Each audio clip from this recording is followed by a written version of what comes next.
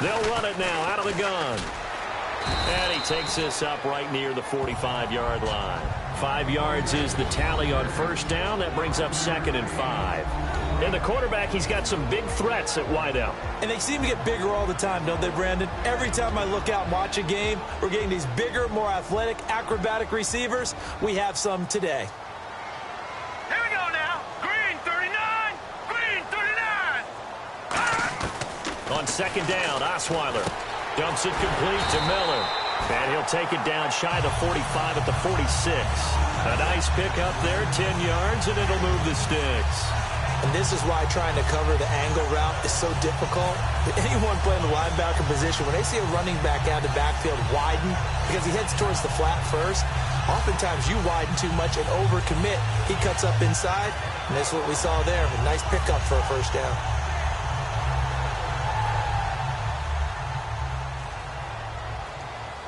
Looks like the defense in press coverage here.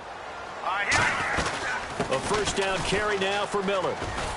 And able to push forward for right around 3 yards down to the 42. And here we go. We get to see the Falcons again on offense. A crew that last year scored 540 points, tied for 8th most all time. But my question is this. Such a crushing Super Bowl loss in the offseason. Does that set you back big time, or does that fuel and feed you momentum-wise going forward? It should fuel and feed you momentum-wise going forward, partner. That's exactly how it's supposed to react. And that's what you'll see in the Falcons locker room in the entire offseason. They'll talk about finishing, unfinished business, things of that nature.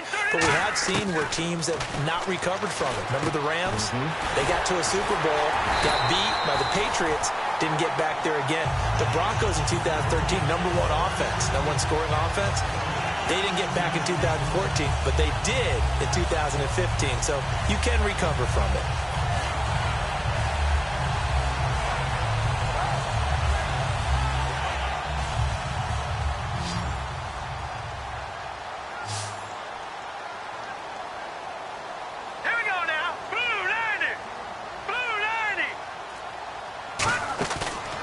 Play fake here on first down. Now the ball's out. Osweiler lost it. But I think a Texan player was able to get his hands on it, and they will indeed hold on to the ball and the possession. On plays like this, when the ball comes free, it's often unusual for the team that lost it to get it back. Because this is the quarterback. The ball gets away from him. Everyone else is trying to execute what they're supposed to do on offense. They're usually looking in the other direction, downfield, or have moved away from him. In this case, though, a teammate is able to come up with the ball. On 2nd down, here's Osweiler. Oh, the ball comes out on the hit, but they'll say it's incomplete. When defenses get to the quarterback that quickly, a lot of times it's called a jailbreak. It wasn't quite that fast, but fast enough that he had no time to look downfield and set himself to throw the ball. And as he tried to do that, he was hit, and it forced an incompletion.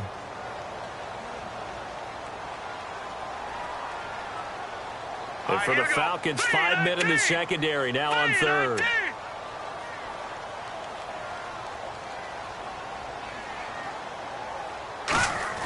Throwing, Osweiler.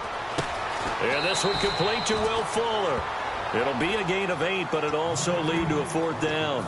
They didn't get the first down, but I have to say I do like the call. I like what they were trying to do. Try and hit your receiver on the run and see if he can pick it up. Keep it on his feet, get a little rack yardage. Yeah, but a nice job defensively to get to him and keep him short of the first. They're going on 4th down. It's Osweiler. And they hit him as he throws, as this one's going to go straight down to the turf. Incomplete. And that could be a major momentum swing here early. Because the defense stopped them. How great is that? They go for it on the first drive of the game. They're the ones trying to establish something, trying to assert a little dominance. And guess what? You turn it back on them and give the ball to your own offense. I agree with you. It could change momentum in a big way. They run. Devontae Freeman. And he'll fight forward to about the 27-yard line. And give him 4 yards there. It'll be 2nd and 6. All right, let's look at the offense. Devontae Freeman, this is a guy that you wanted to talk about, so take it away. Brandon, have you seen a running back play with such joy as well as such fury? I love the way he runs the football and attacks defenses. He was looking for Mohamed Sanu there. And on your screen, the defensive starters for the Houston Texans. One thing's for sure, throughout the season, but really in the playoffs, Clowney and Merciless, boy, did they come on. You get J.J. Watt back next year, a good defense becomes even better. You're exactly right about that. This was a defense that did not get the credit it deserved all year long. Finished the season #1 in total defense in the NFL. And as you mentioned, that's without J.J. Watt. Just think, when they get him back and put everyone else to use again, look out. The Houston Texans will be stout again on the defensive side of the ball. Now whistles come in. We're going to get a timeout here by the offense. They'll have 2 remaining as we step aside here in this first quarter.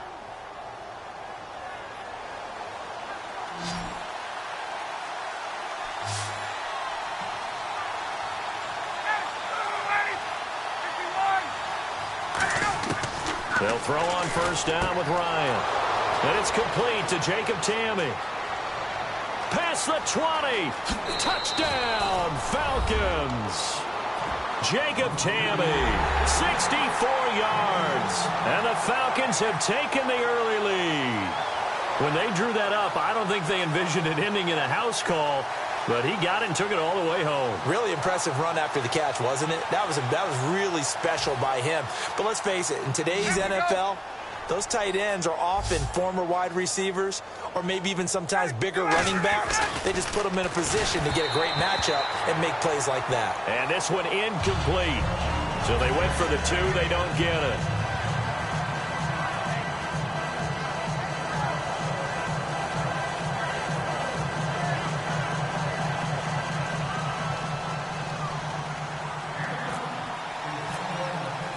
Now after the touchdown, it's Bosher to kick it away. This will be taken in at the 1. And he'll get it up to about the 26-yard line, just across the 25. And now out comes Houston. And on the last drive, they were in field goal range. They just opted not to kick it, didn't get it. How does that change the mentality this go-around? I don't think it changes much for the head coach because this is what he preaches all the time. Attack at all times in any spot on the field, and he likes touchdowns, not field goals. Now, your field goal kicker, you got to make sure you nurse him through and say, okay, don't worry about it.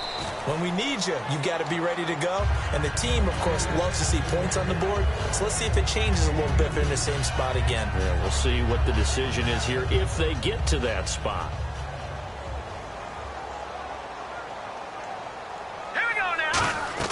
Now Osweiler on second down, setting up the screen for Miller. And he will lose yardage here back at the 23-yard line. He lost 4 there, and it's 3rd down. Time to give a little credit here. That was an excellent read by the guys on the defensive side of the ball. Oh, you're crediting your defense. Got to credit them on that one because they tried to fool them, right? Tried to trick them, ran a screen, and they went to it and smothered it for a loss of yardage. And with a 3rd and 13 here, the defense in a dime look. They go play action with Osweiler. Nowhere to escape, and he goes down.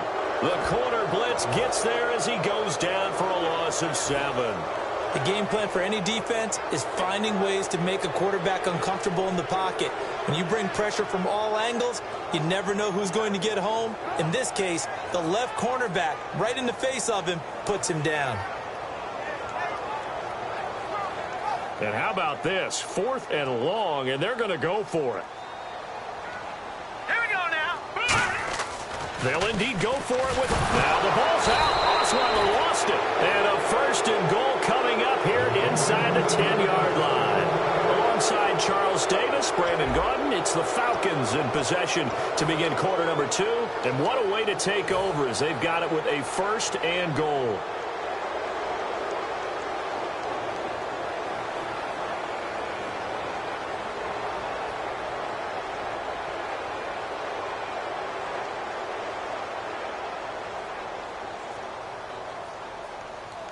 So they're operating in the red zone.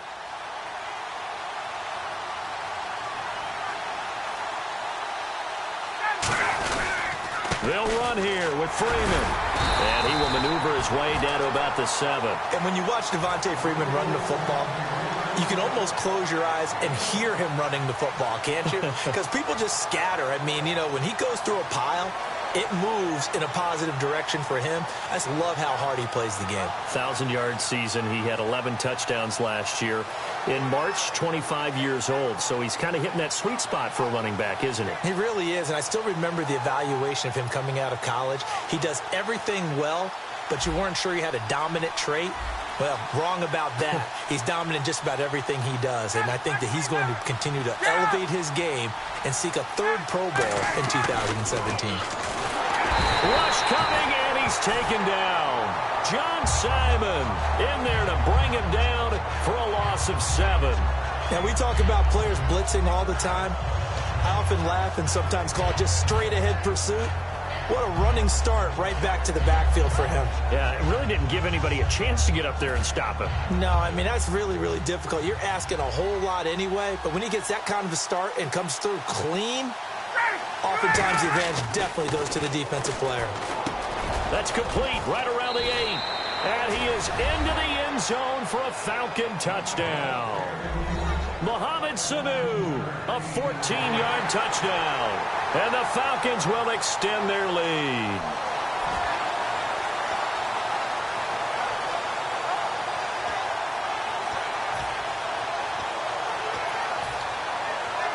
So they're going to go for 2.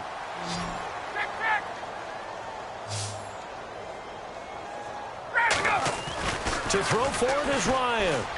That is caught. He's got it.